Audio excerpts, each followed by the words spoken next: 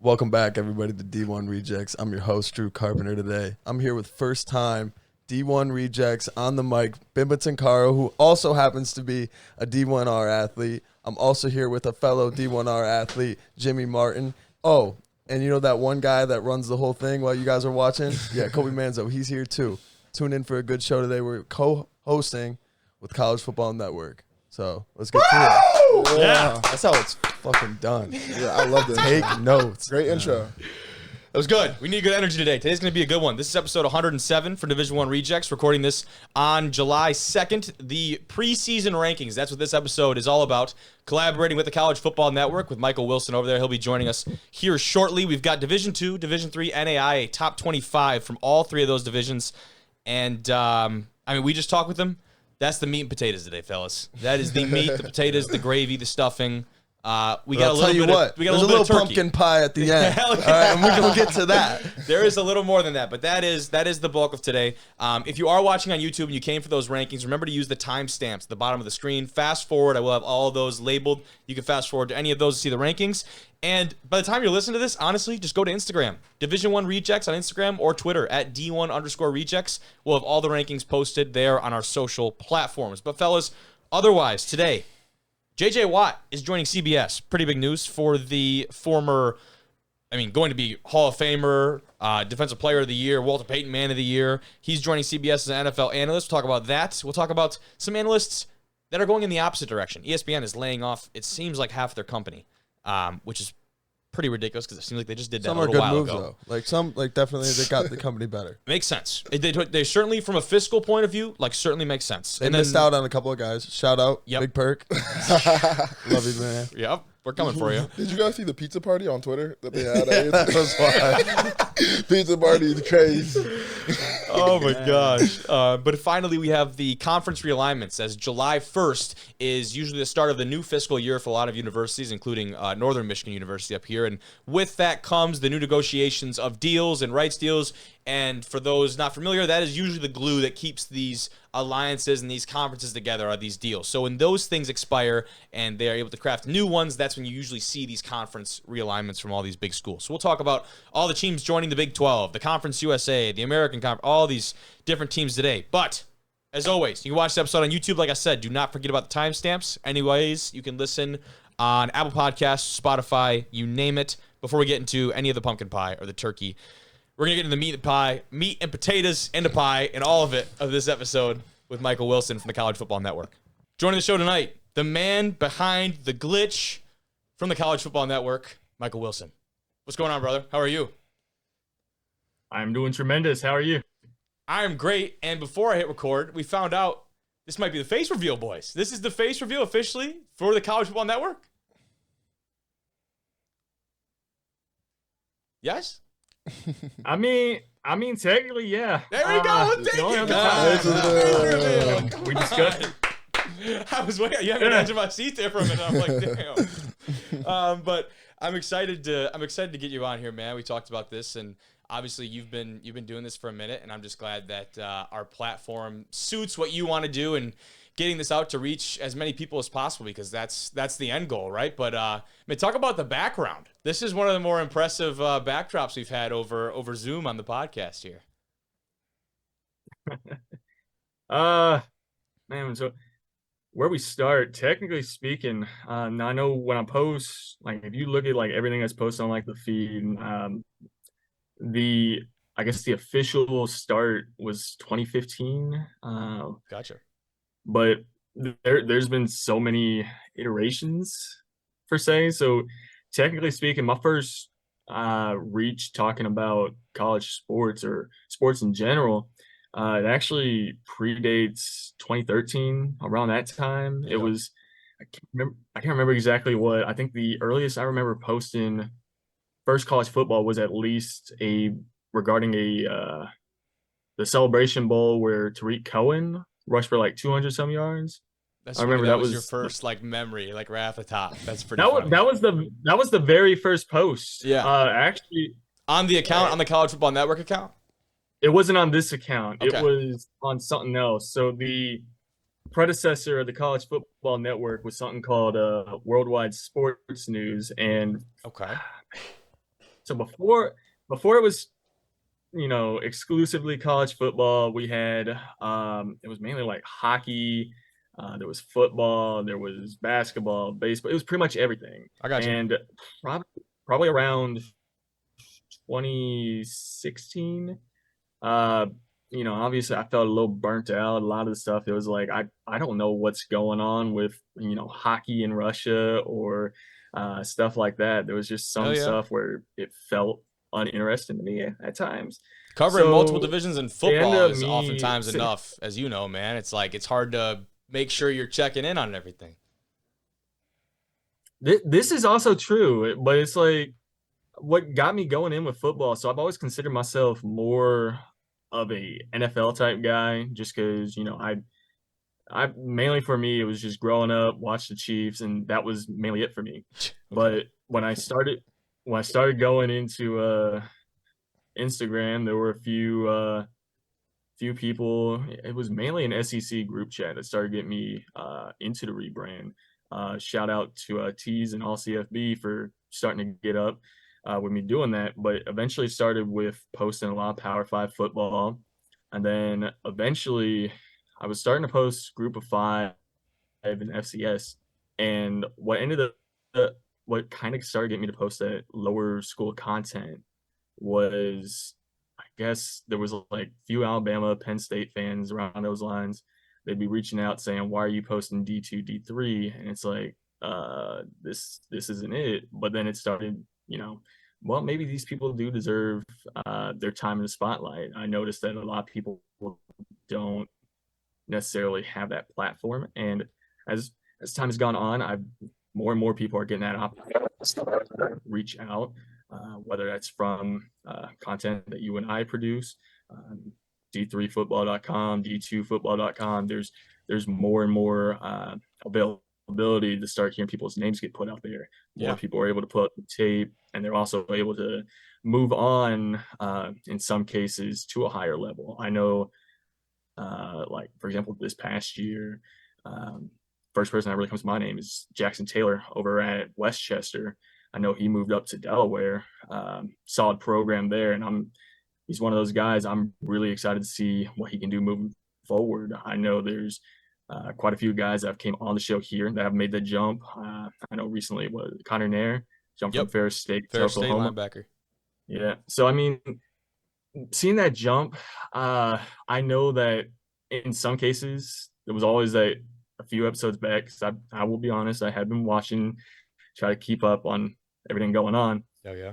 But I remember someone sat there and said that this is turning into a JUCO of sorts.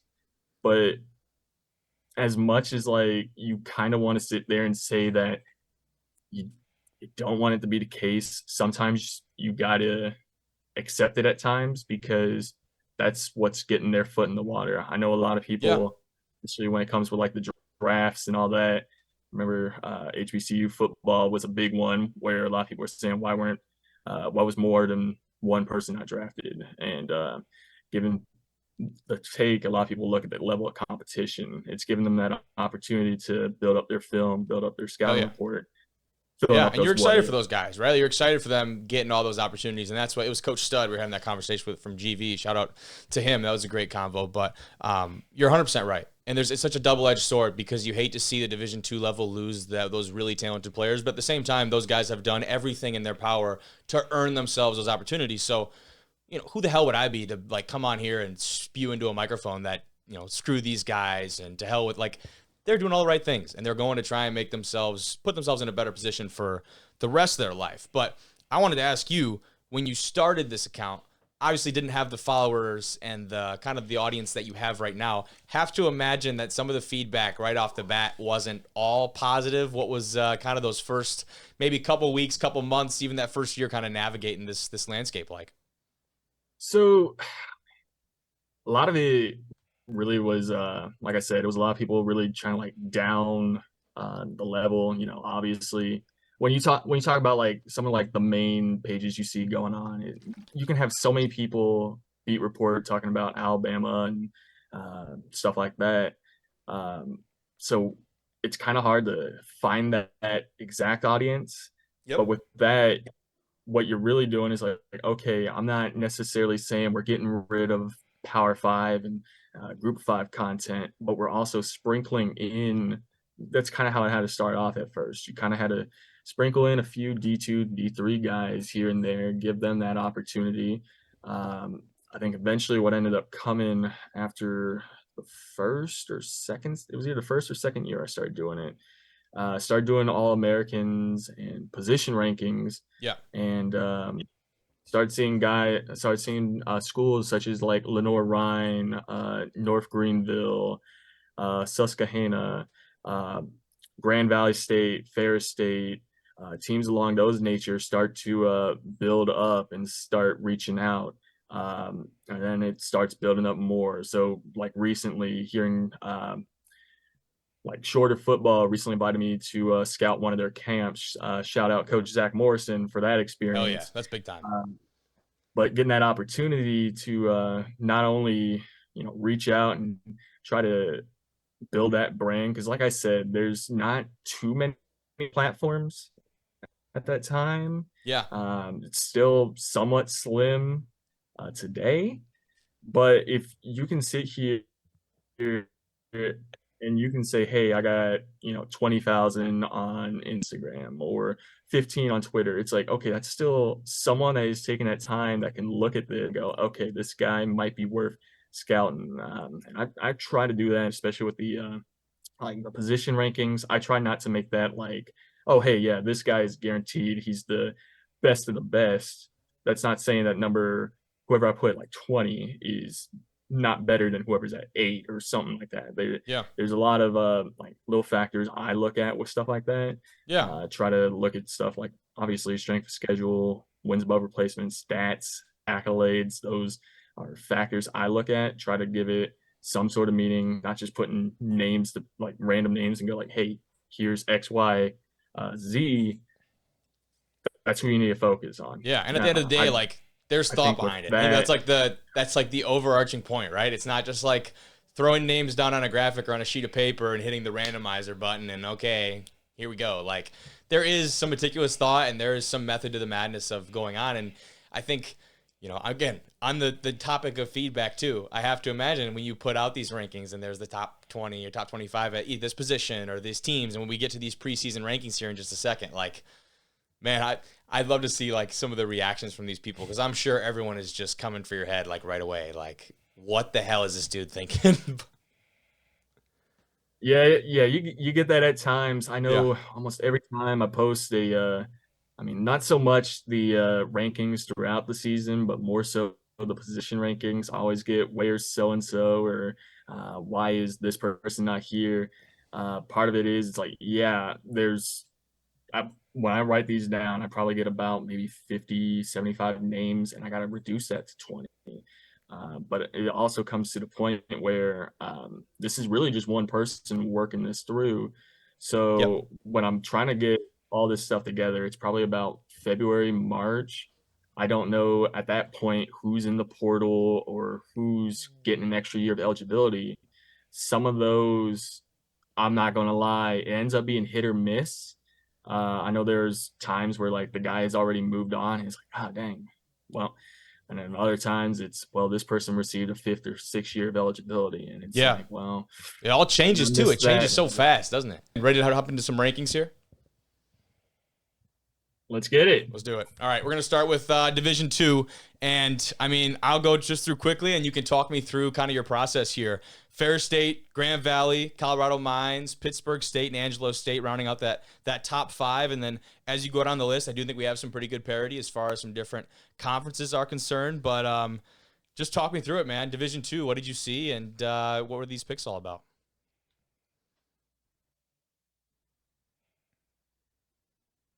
Oh, I think we might have lost him. So right, there we go.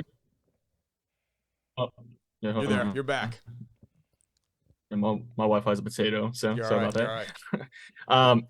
But no, I think looking at it, I felt like the top 3.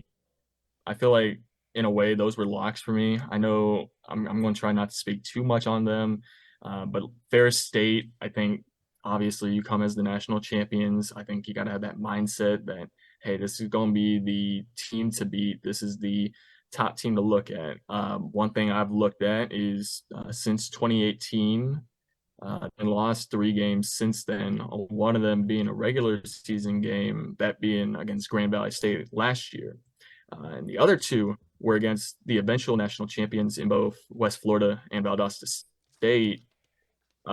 So obviously they've been having that momentum. They've got something right. I know that guys like Caleb Murphy's gone.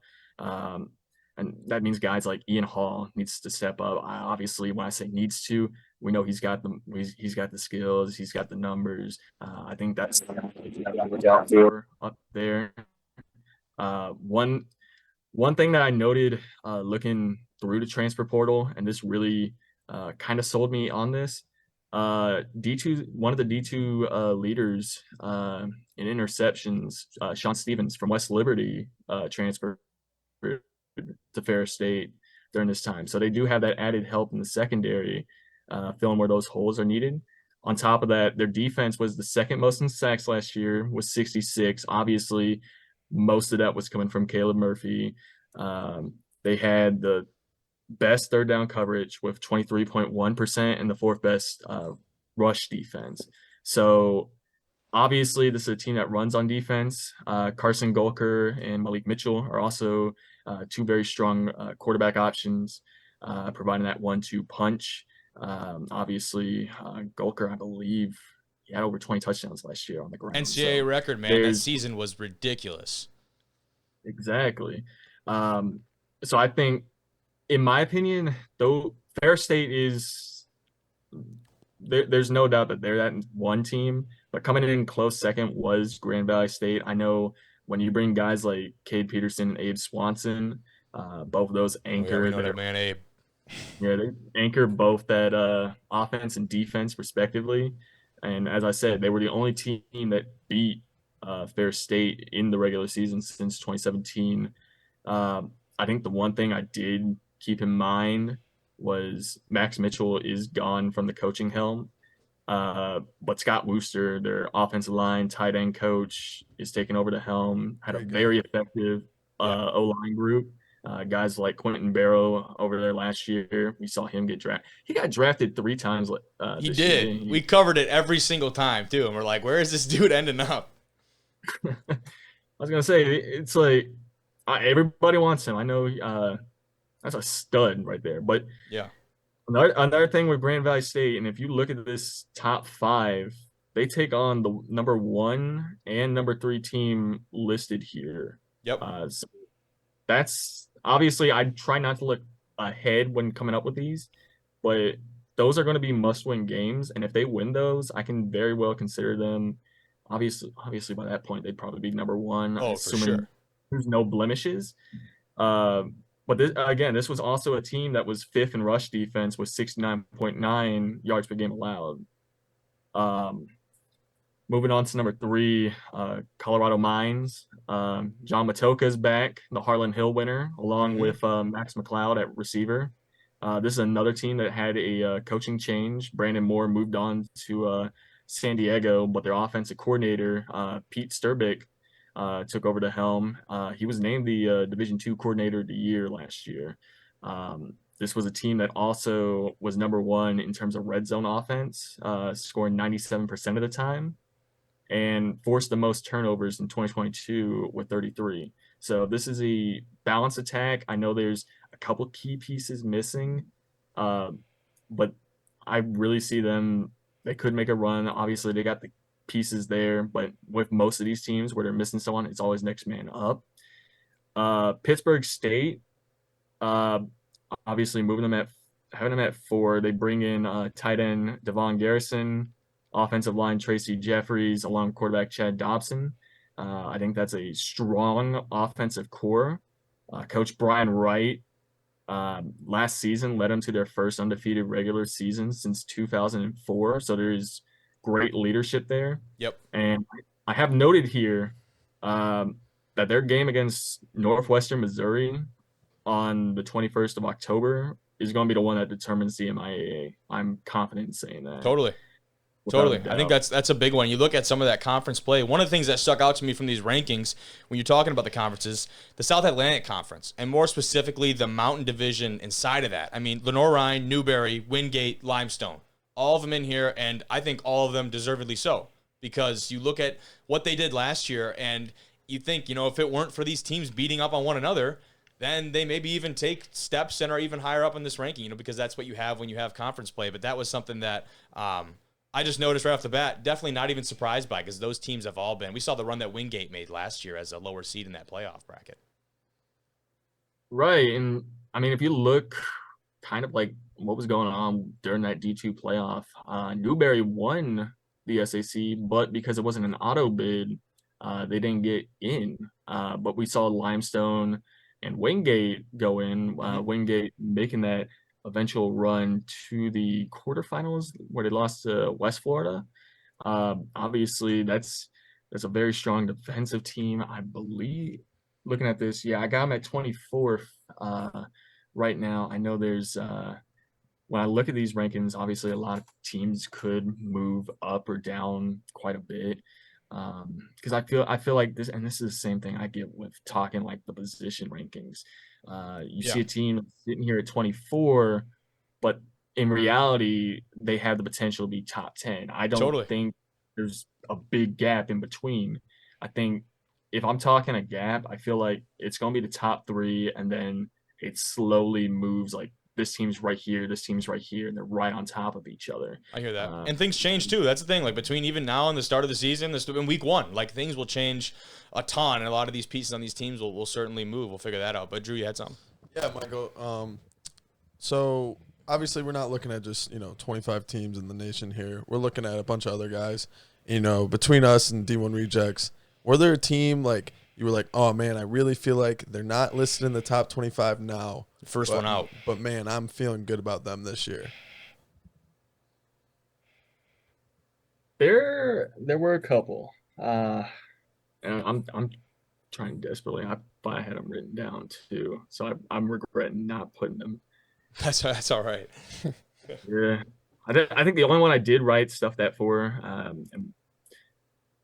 I wrote some for D3. I don't know if I want to kind of discuss that yet. Almost like an honourable mention type deal. Yeah, honourable mention, other receiving votes. Yeah. You know what I mean? How like D1 does it. So okay, so I'll throw, because D3 I did write some because there were so many that were right on top. Kind of spoilers a little bit, but like when we get into that ranking, it was like there were teams like UMass Dartmouth, Washington, Jefferson, Endicott, Salisbury, where I thought, okay, these are teams that at one point or another were within the top 20, top 15 at the end of the year last year.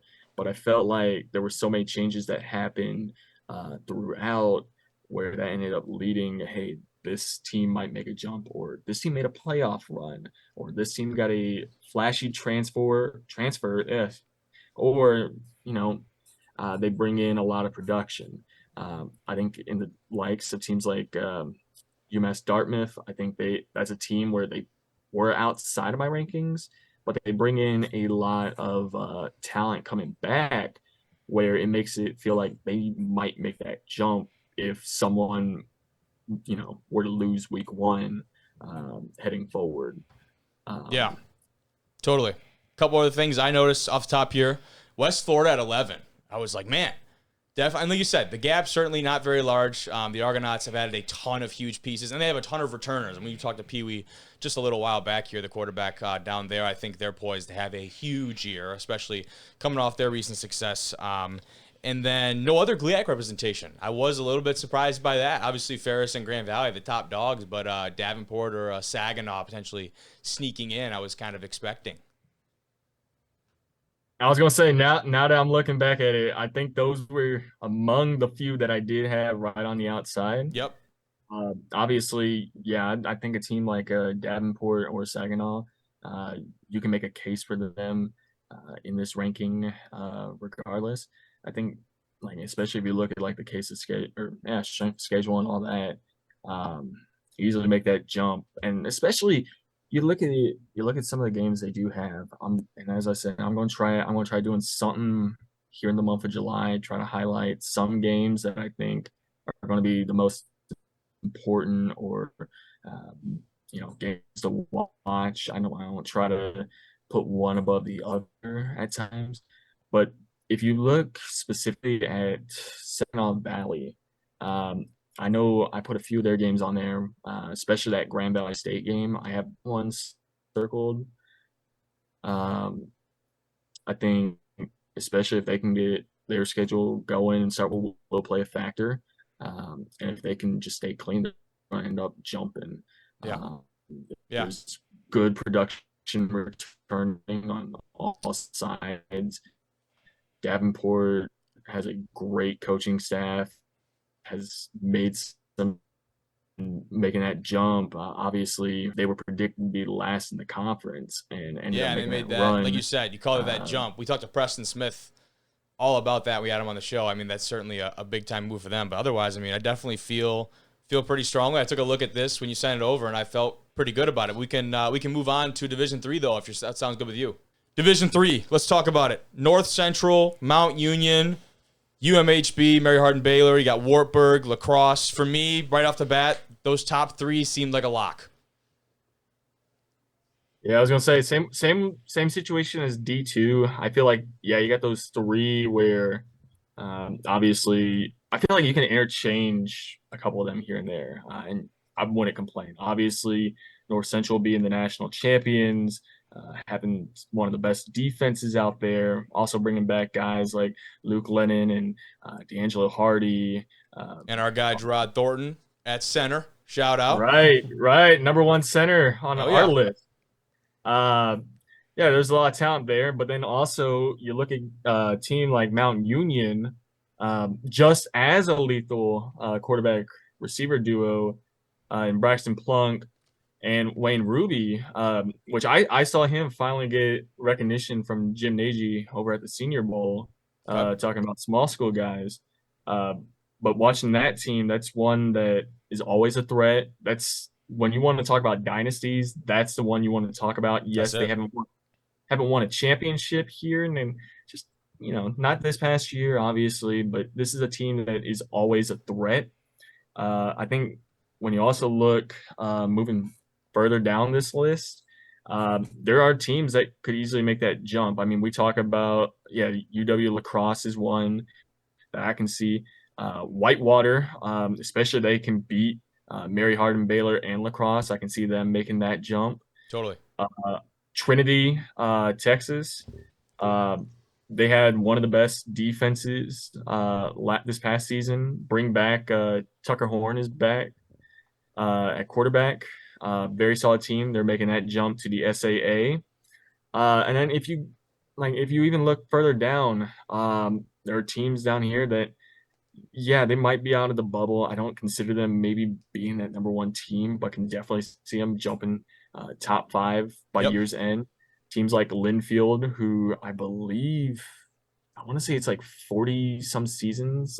It's here 40 or 60 straight years of a winning season. I would say no strangers to pretty deep playoff runs there from Linfield. I know I was talking with a future D1R athlete that has yet to be announced from Delaware Valley, and they're on 5 straight conference championships and just need to kind of put it together and break past those first couple rounds of the playoffs.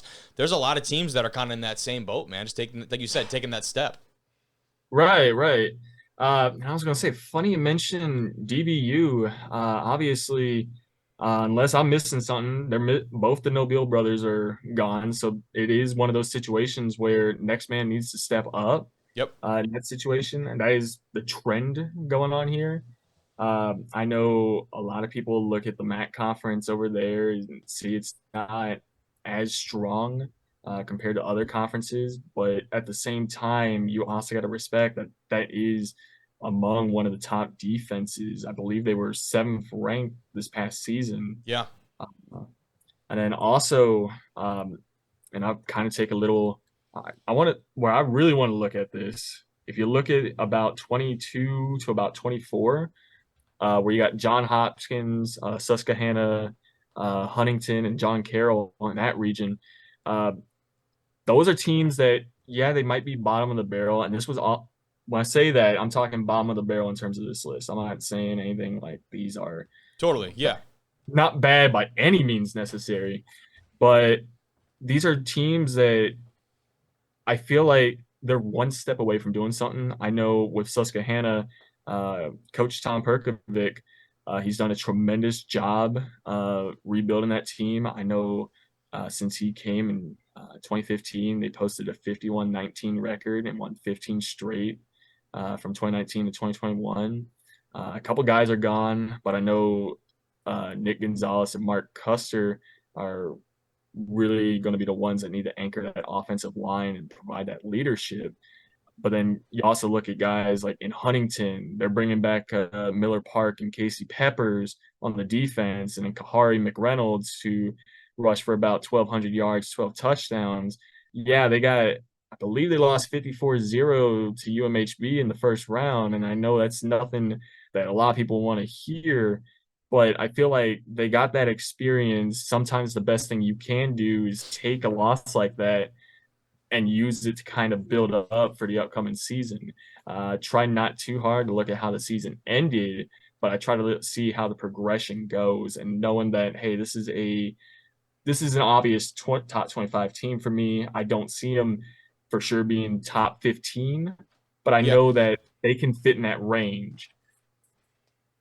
And then I also just wanted to note here, with John Hopkins, I specifically wrote down Luke Schuerman. This man had 70 tackles, 26.5 tackles for loss, and 14 sacks this past season. I feel like that's insane. Definitely a candidate for a defensive player of the year. Yeah. Just wanted to highlight that. Throw him on the watch list, man. I love it. Yeah, but I mean, otherwise, lacrosse for me at 5 definitely could be a controversial one. But I think, like you said, they're poised to have a big year. And when you're in that conference, I mean, everything is ahead of you because of the competition that you play week in, week out. That's just something that if you play them and win the right games, then the rest of the standings and the playoff points and everything else are just going to work out, kind of in front of you. Right, and then like I said, like, this is preseason. I don't want to try and sit here and say that this is what's going to define someone. Yep, of course. It's the end of the year that matters. Totally. Every game counts. You can't take anything lightly. So hell yeah. Well, on that note, we'll swap over and finish thing up on some NAIA talk. Northwestern, Morningside, Grandview, Lindsey Wilson, and Kaiser rounding out that top 5 with Bethel out of Tennessee in that 6th spot, a team I was pretty excited about because of the run they made last year before they ultimately ran into the chainsaw that actually was Kaiser in the playoffs. But not to get ahead of myself, talk about those teams and just these rankings as a whole. Right. And for the most part, a lot of this is still next man up for some of these teams. Obviously, Northwestern making their run into the playoff. I feel like you look at that top 4, you can change it anyway, and it's one of those where I wouldn't argue with you too much. Each one of those teams deserves an argument. Kaiser making that deep run into the playoff last year, I felt like that was more of a Cinderella run. Okay. I feel like they definitely have that. They have that momentum going on here. Bethel, great team overall. I know guys like J.D. Dixon and company lead a very solid offense. Yeah. I believe last year I didn't even have them considered for my top 25 preseason ranking. Okay. The fact is, now that we have them at 6, that tells you the amount of how much they've been building the program down there in Tennessee. And then we move on forward. Teams like Indiana Wesleyan, Reinhardt, Benedictine, Marion. These are teams that I don't see them necessarily hitting that top 4 just because of really we don't see much. Since I've been doing the NAIA rankings, right, there hasn't been much change within that top 4 just because of how that just tells you how consistent they've been. Yeah, I see that. But there's always that movement moving in, but around this 10 to about 15 area. And when we look at this, it's like, okay, so for example, I look at teams like I'm very high on teams like St. Thomas and College of Idaho. I know College of Idaho recently had their All-American center, Remington Trophy Award winner, transfer over to Weber State. So I feel like that is lots of leadership going on here, but you also got to keep in mind that, hey, each of these teams all have a piece that can sit here and go, whether that's Bluefield with Nathan Herstick or a team like Texas Wesleyan with Ernest Caesar. There's going to be those All-American guys that really need to step up, but the team itself needs to build itself around them to ensure that they can make these deep runs. I feel like, yeah, like I said, those top four, they're locks. They're locks Yeah. anyway. Five for seven, you can switch them. And then anywhere moving on forward, I feel like you can make interchangeable for any other ones, especially throughout the year. But I feel like coming into the season, most of this reflected primarily on how the season ended last year. Yeah, because that's what you can go off of, right? And I think you did a good job of highlighting, like, shit isn't set in stone. Like, it's just a kind of an outline. And, like, from what you see it and the way you evaluate things, this is, given what we know, how teams stack up right now. And like I said, there are so many things that we can't see as outsiders and not being in the building every single day. And I think that's important to know too. But you've done a good job of saying that. Like, this is not the end all be all, but this is just an educated guess. This is a hypothesis, man. It's the preseason. Right. Yeah, you can't really guess something based on, like, because when we start the season, everyone starts off at zero, clean slate. Hell yeah, they do. You can't really just sit here and just, assume and just say, hey, that's it. Eventually, there are going to be people that will sit here and they'll look at this list and they're like, man, what the hell? But and end of the day, you gotta want it more. Whether someone sees this list and goes, well, hey, I'm not, well, my team ain't on here, we gotta build up. And it's like, okay, cool. You see a position ranking, All-American, you're not listed here. It's like, okay, use that as motivation. And there have been people that have done that. Yep. And hey, I think the best example with stuff like that was like Dallas Flowers when he transferred from Grandview to Pittsburgh State. I saw him kind of like that, how scouts saw Tyreek Hill, saw him as just a return specialist, not so much a corner. And that man went off. So, I mean, I love being proved wrong here. Hell yeah. I know a lot of people here want to prove me wrong, and I know this is what they want to do. And I try to, like I said, this isn't set in stone. This is going to change throughout the weeks. This is just the baseline. Yeah. And hell yeah, man. Well, we appreciate you, Michael. We appreciate you, first of all, just putting the time into, like, just get all this together. Like, that's obviously a lot of legwork. I don't think people understand, like we were talking about earlier, just having at least a glance and, like, looking at all this and taking in all this information and being able to work with that and put it out into a way that starts to just put the framework up of trying to put these rankings together and get a sense of where people are. And at the end of the day, players, teams, coaches can take this or they can leave it. It doesn't matter, right? It's all about just the enjoyment of covering these levels and just giving these guys, the spotlight and the same attention and love that everybody else gets, right? So hats off to you, brother. We appreciate you doing this. Seriously. I appreciate it. Yeah. Excited to see definitely what comes from you next. And, whenever we can be a part of that, you know how to reach me, man. But I'm trying to think what else I had for you. I mean, that was about it. I'm just excited to kind of get that off, and we'll get this released tomorrow, obviously, when you do put out those rankings. And, just we always talk about like this, Jimmy, right? Stock is always going up, and for us and for you. So I know this will be a big season for you and the account and everything like that. So whatever we can do to help, you let us know, man. Hey, man, that means a lot. Yeah, so I do want to kind of say this. I know around probably right before COVID, when the original page got sniped down, I kind of just stepped away for almost a year, battled a lot of depression and stuff like that. So when I did finally get like the handle back and all that, and was able to see that support from a lot of the small school guys, stuff like that means a lot. So getting that opportunity, coming back from my 9-to-5 job and working, coming up from school, working on my MPH, sitting back and taking an opportunity to help someone else, reach that next step. It always means a lot, especially when they always reach out to me and always ask for some sort of advice or help. Stuff like that means the world. And the fact that I'm able to have a support staff, ranging from guys and a bunch of others, just means the world to me. Yeah, that's special, dude. That's special. That's really cool stuff too. Like hearing from those people, and we're glad you're back. We're glad you're back doing it too. So add us to that list. But Michael, we appreciate you, man. We're glad to do this. We're excited for it to launch tomorrow, to see all the responses and the feedback. And, well, like I said, we'll definitely be in touch, my man.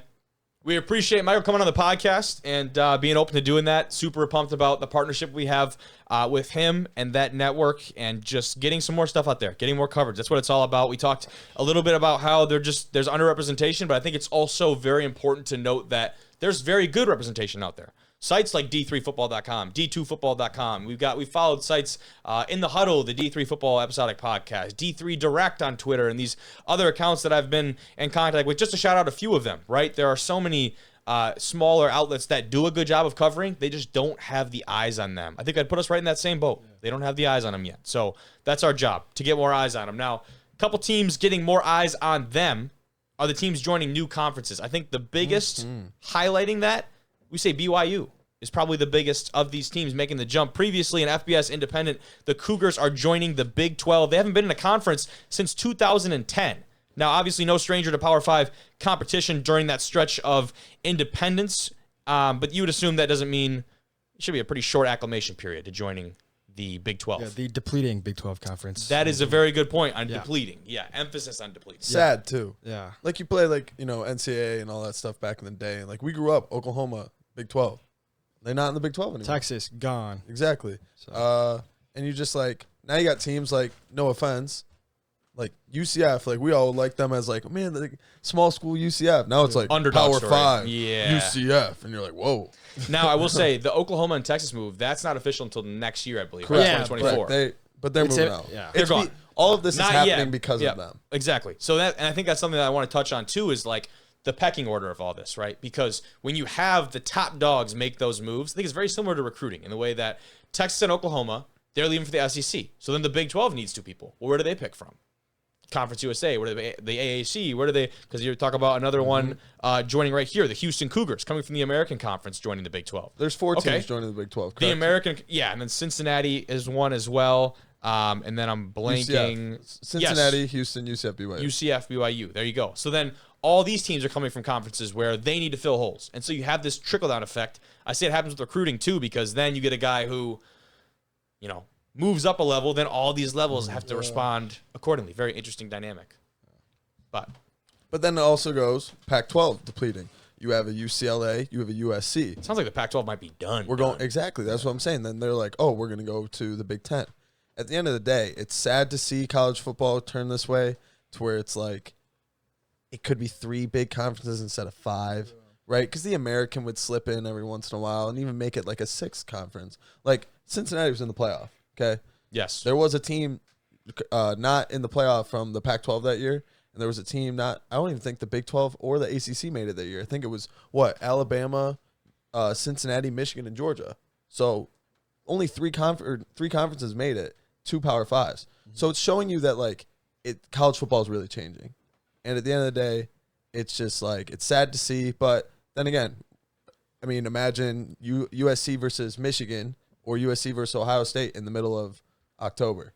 I think that's the cool part, is that you're going to be able to see new matchups that you never see. Yeah. Like, I grew up an Ohio State fan. I've never seen them play USC, but that'd be fun to watch. You know what I'm saying? Like, in the regular season. Yeah, with them and UCLA joining the Big Ten. It'll be, and it also actually will revitalize some new rivalries. I think it was kind of interesting, too, is that this isn't the first time that conferences have changed ever in the history of college football. And so we're going to get some matchups that potentially have not been around for quite some time. We can go down the list even a little bit further. The Charlotte 49ers, they're moving from Conference USA to the American Conference. And that is a program that was, I guess, reborn in a sense in 2013. And looking here, they were promoted from FCS in 2015, and they've only been in Conference USA since that time. So this is a pretty big jump for them. Yeah, we talked about Cincinnati. FAU, another team from the Conference USA to the American Conference. That's the 3rd conference for the Owls. They're in the Sun Belt, and then most recently in Conference USA. And it will be very interesting. Tom Herman was their new hire, the ex-Texas Longhorns coach. They hired him last year, so will be very interesting to see that move, man. But it's just like all over, like puzzle pieces just moving all over. And then it's kind of what you're saying, like puzzle pieces moving all over, like especially for the Big Ten. The NCAA is throwing geography out the window because you got teams like USC and UCLA, and then you have Rutgers. That is like that's actually Maryland. ridiculous. Like these guys are going to have what, 5-hour flights? I believe I saw From ocean to ocean. It's absurd. UCLA will break the record for most miles traveled the first year. I think they play. Do they play Hawaii too? By the way, Yeah, I think they play Hawaii. They play Hawaii that year. Because why not? Jeez. Yeah. Jeez. And it's like, I agree. Like, it was always like the Atlantic Coast, Big Ten's Midwest football, right? SEC South. You know, Big 12's kind of like that middle, like Kansas, all that stuff. There was some reasoning, It was right? like, yeah, some, it made sense. And, even a little bit. And then the American was kind of like, okay, we're a little all over the place. But like, we're cool, right? Like, we're fun. And now it's just like, now we're all just all over the place. Yeah, we just threw that shit out the window. And now, looking down the list a little bit further, we talked a little bit about Houston moving from the American Conference to the Big 12 as those 4 teams. Now moving on to some maybe a little bit lesser known names. And we keep going down this trickle, right? So we just talked about from so-and-so, the American, to the Big 12. Then we talked Conference USA to the American. And now what are we doing? We're talking about the teams filling in Conference USA. That being the Jacksonville State Gamecocks coming in from the ASUN, and then the Liberty Flames, another independent, finding a conference. They'll be joining Conference USA as well. They were independent from the program's inception in 1973, which is pretty crazy, until joining the Big South in 2002. They returned to independence upon transitioning to FBS in 2018, and you know, it should be very interesting. Now, Hugh Freeze is no longer there, correct? Auburn. He is at Auburn. So that's, you know, kind of a big loss. But either way, it will be definitely interesting to see them make that adjustment. Jacksonville State, not a team, honestly, that I am super familiar with. I remember they beat Florida State at Florida State like 3 years ago. Did they It really? was a huge upset. Yeah, it was a win. bit. wow. Yeah, I remember that. Yeah. That was like when it was like, man, Florida State's down bad. Like real bad. Yeah, like it was like, whoa. Like, It was I like do a remember crazy that. play at the end of the game too. Yeah. It might have been a Hail Mary. I mean, I I don't remember that. I'd have to go look at that. But Or looking a punt here, return or something. Yeah, I don't know. they spent 14 years in the Ohio Valley Conference as an FCS team from 2003 to 2017 before That's calling. good football too. It is, Yeah. Good but football. nowhere near like a Power Oh, 5. yeah, type of- yeah, or I guess yeah. no, they're not moving to Power 5. They're moving to Conference USA. Yeah. But still, they called the ASUN home for only the past 2 seasons. So only a 2-year deal is kind of actually very interesting when it comes to those conference and brand licensing type deals. I think the biggest reason for people in the FCS to like move would have to be like, look at the recent success of a Coastal Carolina, Yep. and an App State, Yep. and a James Madison. They Shout just out came to out, Sun Belt. right? Like, they're coming in and they're beating teams that have been in the FBS level for a long time, right? Why not us? Exactly. So you got guys like that, and eventually, like, those schools will get bigger, and it makes you think. You know, we go to BYU, independent in a conference now. Liberty, independent in a conference now. Navy for a while was independent. Now they're in the American. They've been in there for a while. Also, New Mexico State Aggies, a former independent, joining Conference Okay. USA. Okay. When does Notre Dame join a conference? That is going to be the big question. I've moving always forward. thought- it has to be. And that's a good point. I was actually going to think about that too. Notre Dame has this crazy TV deal with NBC. Yeah, I think that's the and biggest that reason. would kind of get infiltrated, and maybe it could be a threat to the financial security at Notre Dame potentially. You know, but I mean, a huge TV deal with NBC. You know, that's big money. So I Yeah. mean, but again, at the same time, they could also. You would think it'd almost be more incentive to be a part of a large conference with a deal like that. Yeah, but maybe they'd lose the TV deal. I don't know. I don't see why they would necessarily, but then it'd be on like Big Ten Network a lot too, and things like that. I think So- if UCLA and USC, like, that move goes really well, and I think you got like a Washington, you got Oregon, and a couple other schools from the Pac-12. I think Notre Dame's that next, like, yeah, you know what? We'll join the Big Ten. It would And make sense. they can't call it the Big Ten anymore. It'd be like the Big 40. But like, you know what I That mean? is It's rid- like, How have They they gotta kept change the the name? name. Yeah, how have they kept the name this You're long? adding all It's these actually teams, four yeah. ridiculous. there's How many 14, teams? Yeah. 14 teams right now. It makes no sense. And they've had the Big Ten since like 2011, and there were 12 teams then. yeah, I mean, it that fits is well though. It's not, you know. It's cool. It's a cool name. Yeah. Big 14 don't have the same ring to Yeah, it. you know. That sounds like a Maybe weight what? loss program. So it'll be 16 now, right? Lost the Big 14. Big 16. I mean, That's it's just not, that doesn't doesn't have hit really as like a well. ring Just to it. It's doesn't kind of have like Freshman Well, 15 so- type of vibe. So my dad said back when, you know, stopped watching, or we weren't watching football. It used to be the Pac-10. Okay, yeah, that's so right. like, that's right. I guess The like Big Ten with the Pac-10. no, it was the Pac-10 Oh, and Instead then of became, 12. then became the Pac-12 because I think like Colorado joined and Utah, Yeah. right, with like the last two. Yep. Yeah. Okay, and it's like, okay, Pac-12 sounds cool, but once you get above 12, it's like that just doesn't sound as good. You know what I mean? Yeah. Like The 2-syllable the words. Pac-14. That's where you lose it. Yeah, exactly. Some other notable departures here. I just mentioned the New Mexico State Aggies moving from Independent to Conference USA. We have the North Texas Mean Green and the Rice Owls, both moving from Conference USA to the American Conference. A lot of shuffling between these guys, just between these two conferences in general. Now, this is the AAC will be the 9th league that North Texas has called home since it began sponsoring football in 1913. Wow. Talk about shuffling. Hashtag Talk about shuffling. stat that. It's like a conference Lot championship of 12 years. Yeah, a lot of moves for them. which Imagine is- having like 9 different conference championships, but they're just bad. that might be kind of the way for them. Now, Sam Houston, the Bearcats with a K, by the way. Yeah. Didn't realize it was ever spelled like That's that. interesting. The Bearcats Wow. with a K. They're moving from the WAC, the WAC, to Conference USA. So that's kind of a big move. I thought Sam Houston was an FCS school. They were. They're orange, right? Yeah, Yeah. Did they just move up? I believe so. It's interesting that like I all think these, they were FCS a because team like Sam Who's Houston. the court- We were in the quarterback? CAF Who's the watching. They are the game. making. I just checked. They are making their FBS debut. I was gonna say we were in the CAF watching Yeah. their game a couple years ago. I remember their quarterbacks was like the little brother of a really big time quarterback, and on that one show on it was like the quarterback QB1 or something. What was the guy's name at Georgia? You know what I'm talking about? White kid. Yeah, Oh, his little brother played at Sam Houston. I'm pretty sure. I think that's how I know of him. okay. Yeah, but they were actually competed as a You know what I'm Division talking II about? school until like the 80s. Oh, I didn't even Made know. the jump to FCS, and then now are making their FBS debut. So that's a pretty long, duration of a progression of a football program. And they've been a very good FCS program too. It's not like it's just another D1 football team. Like They make deep runs. they were playing for a national championship, I believe, just recently, if not just won it very recently. I do believe. I know South Dakota State check won that it out. last year. Shout out to Mark Gronowski. Yes. Throw it deep.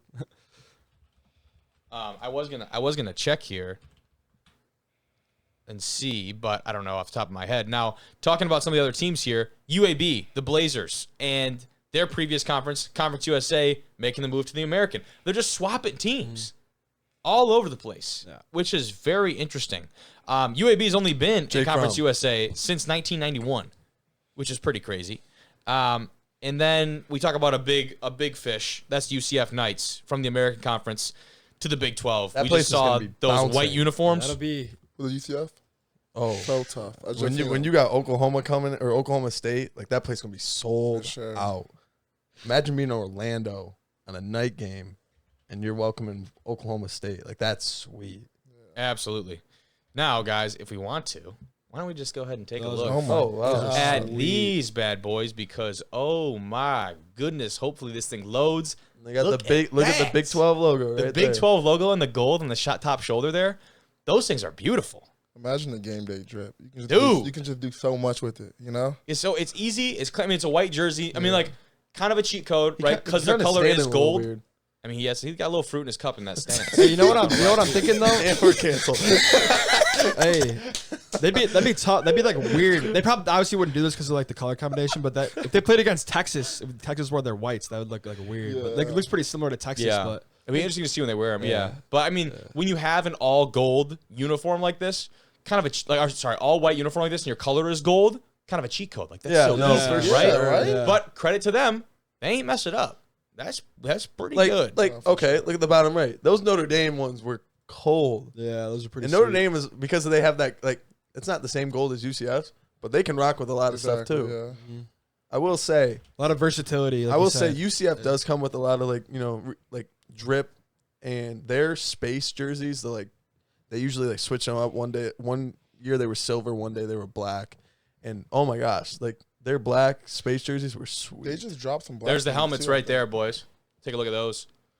The UCF, the gold UCF on the side. I want to see like the price for like all these. You know, it'd be cool Oh, if there's they a wear a couple gold other visor good with that. That'd be sweet. but you Images can't- too that will go with this if it Yeah. loads. You know Look what at I'm the talking keep the about? Yeah. backdrop Sweet. there.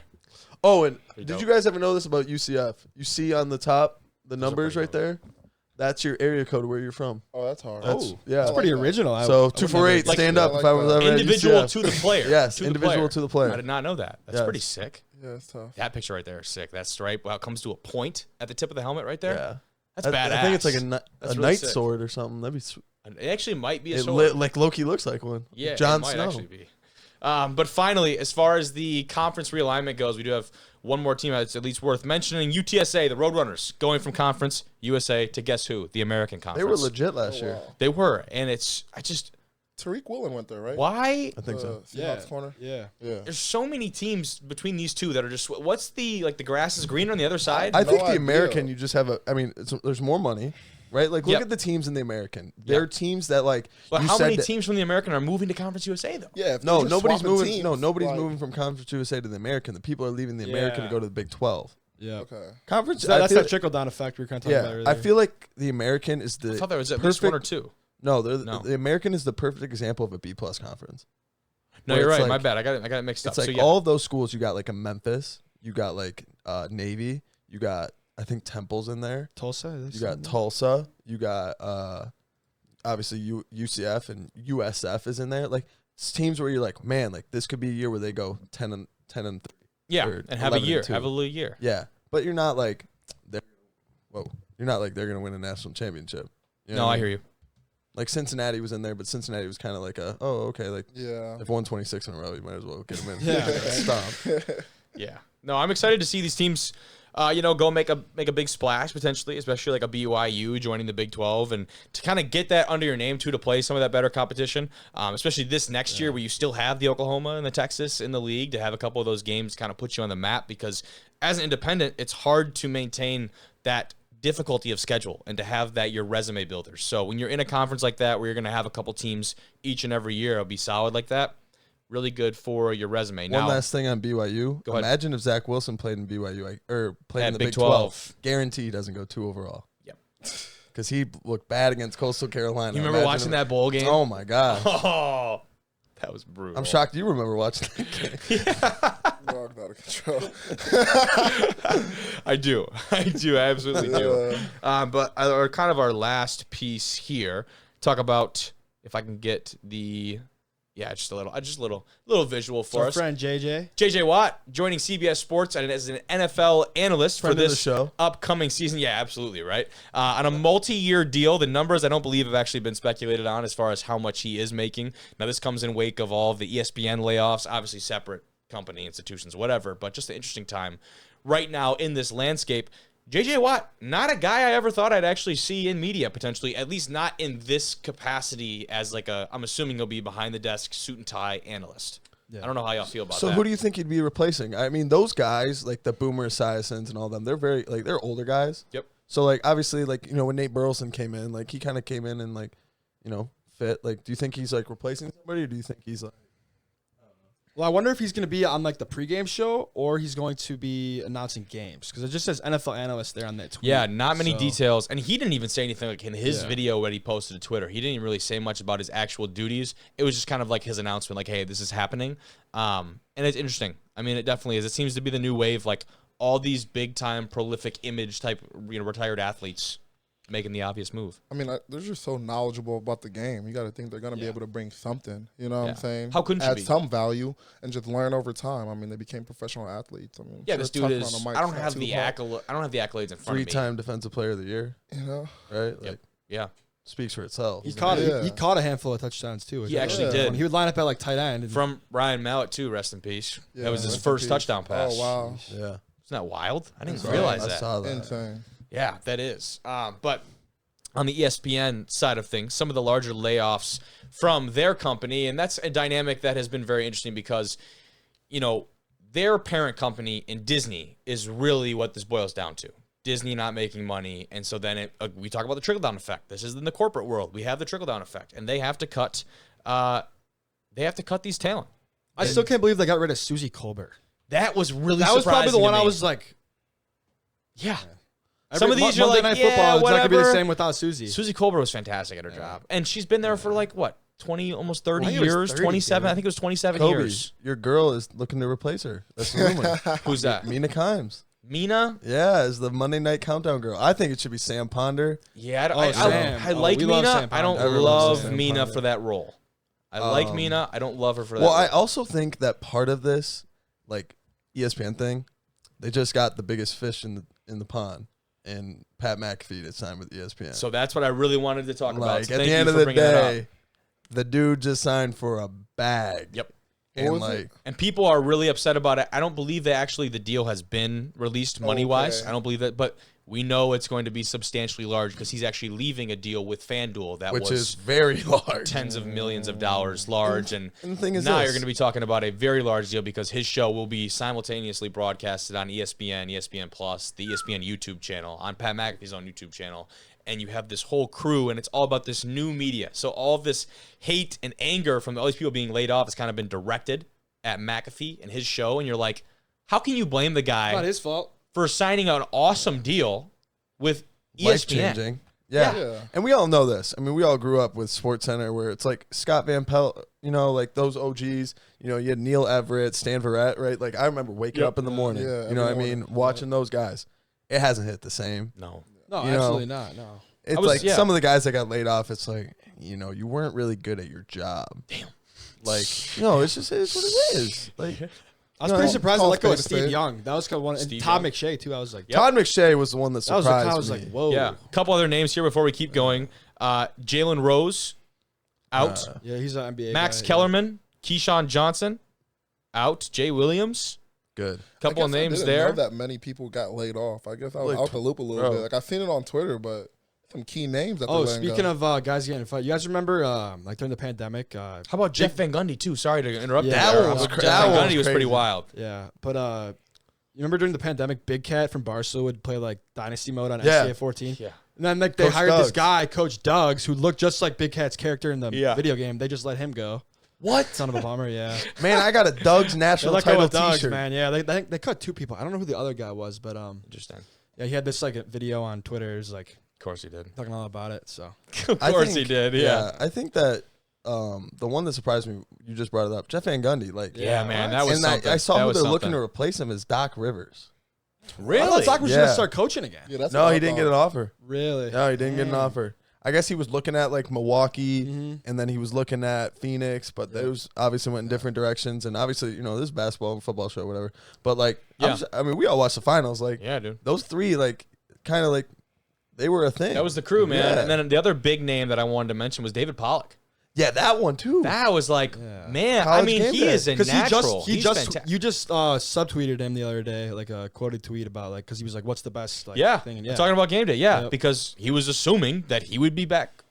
Maybe you think maybe it's one of those like Chris Middleton just, you know, left the Bucks and then re-signed with the Bucks. You know what I mean? Maybe it's like he's leaving like ESPN to renegotiate, re-sign. maybe Yeah, let's like, renegotiate maybe- a deal. Yeah, I potentially, but like Would they He's been announce there the for fi- 12 would they years. announce the firing though? Would they like? Yeah, that he was the on the deal? list. If I they mean, were he just was on the list. negotiating, like no, they didn't say negotiating. Okay. They just said you go on. they just said you go. And I also think that it's also like there's you say Steve Young, okay? Dan Orlovsky is kind of like a Yeah. better analyst than Steve Young now. Yes. Yeah. Eventually, Yep. you're gonna get like Draymond is going to be an analyst. Jalen Just Rose so is out, crazy. right? Like, Which is so crazy. you know what I mean? And then like, so I think like you're looking at like guys like JJ Redick. He's now what Jay Williams ever wanted to be. You know what I mean? The next thing I think that they need to figure out. I mean, I think we all love that Skip and Shannon were like a thing, but now they're gone. And I saw a report that Lil Wayne might be the next I'm not gonna opposite. Lil Wayne. that's outrageous. Yeah, Can we I don't know get about somebody that. that like knows sports? Like I'm sure you watch the sports. a Lil lot. Wayne. But Yeah, like, no. Lil Wayne is crazy. You know what I'm That's saying? crazy. They Come said on, until they man. find, and I saw until they find somebody, Lil Wayne will be That opposite. can't be of- real, bro. You trolling? Yeah. right now? That's Swear what to he God, troll. I sent it to swear him. to God, I Troll. sent it to him. Yeah, he That's showed it why. to me. That's why. Like, I don't know what? about. I don't know. What's the source on that? It was like one Trust of the, me, it was like Yeah, Trust me, I was bro. saying, but you know, it was like, you know how like on Twitter and stuff, it's like sometimes like, oh, okay, Yeah, it's you like know. NBA news or whatever. It's like they got the blue check mark. It's like, oh, okay. Yeah. cool. Or spec- Yeah, it's- right. I don't know. it's a I don't know how respectable much I account. believe It should be that. No, it's a specu- respectable account. speculation. Yeah, I don't know Maybe about he's that. like a guest star for like. a Yeah, it month, might be a guest. That's what I'm saying. You know, Definitely but not. He's definitely not gonna be like the. not gonna be the Close to the main show. guy. Yeah, no, yeah, I yeah. saw they were looking at like they were looking at LaShawn McCoy, I feel like he'd be tough. Damn. I listened to him. on Nick the Wright. I saw athlete. that Fox Sports would have an absolute dumpster fire trying to get Nick Wright and Skip Bayless to agree on one thing. Absolutely. Okay, bro. I would Absolutely. never No way. ever watch a show with No. Nick Wright and Skip Because Bayless. Thank you. Neither would I. I don't know how much you guys, Bim and I, Yeah. obviously, we'll mess around with like Skip and Shannon, but I mean, everyone thought Shannon was a guy for LeBron. Nick Wright is the biggest LeBron supporter. I was gonna say another word, but I was just keeping PG. And so it's like, Right behind me. you know what I mean? Yeah. It's like, hey, LeBron's in the submarine. But yeah, no, I feel like sports talk shows, are kind of changing. Pat McAfee's Media has changing the game. changed, right? And you talk about Sports Center and the OGs of Sports Center. And remember, like, when you had Sports Center on, you had it on because, like, that is where news broke. Like, you had Sports Center on, entertainment, yes, but out of necessity. And almost. highlights. And highlights, too. Yeah. But also, like, now we're in a day and age where all of the curated content is available, and you can go directly to exactly whatever content you want. You don't have to sit through ads. You don't have to sit through, if I'm a soccer fan, I don't want to sit there and watch football and basketball highlights. You know what I mean? Or vice versa. You know what I mean? So when you take away the need for that, all of a sudden the eyes and the ears are in so many different places listening to podcasts, watching these other shows like Pat McAfee and these different new media shows like ours. Shout out. Yeah. But also you have that, and then you have the attention span that has just gone down so much. And everything is how quickly can you grab somebody's attention and keep it, and what can you do for them quickly. And everything is kind of culminated into this environment and atmosphere that SportsCenter is just no longer relevant. Would you and agree? Not SportsCenter, sorry, ESPN and their media. I shouldn't just say SportsCenter. I totally agree with you. I don't know the last time I really watched ESPN. I think maybe like the NBA Finals, just for the NBA Finals. But as far as just like, I used to watch ESPN like every day, Daily. growing up, all day, just Even First background Take. noise, just whatever. But I mean, I guess now I watch YouTube clips and things like that of that nature. But like as far as turning the TV on and just watching it, not happening too much. But you're watching YouTube clips too of like, you want to watch what they say about the Warriors. And you're not going to watch what they say about like the Thunder. Exactly. You know what I mean? Like, I'm you not. just want specifically what you want. So On you go to top of YouTube. all that, less people have cable. Yeah. People Yeah, have these that's streaming true. services, and that's one thing too. There's not that restrictive market on the cable anymore. So, like I said, everything's kind of just came to that I culmination. also think but- Pat McAfee succeeds really well because he's a former player and he doesn't have to deal with like a corporate, right? To where like when it was like, hey, I'm reaching out to Rob Gronkowski, he's coming on my show today. Aaron Rodgers is a buddy of mine, he's coming on my show today. Nobody wants to talk to Stephen A. Smith because they realize that like guys like those, like sometimes the beat writers are really just trying to get a story. Absolutely. And like these football guys, former athletes, are like, bro, we're just trying to talk. Yeah. At the end of the day, like I know a couple guys like that. that's what I'm saying. That's what I'm saying.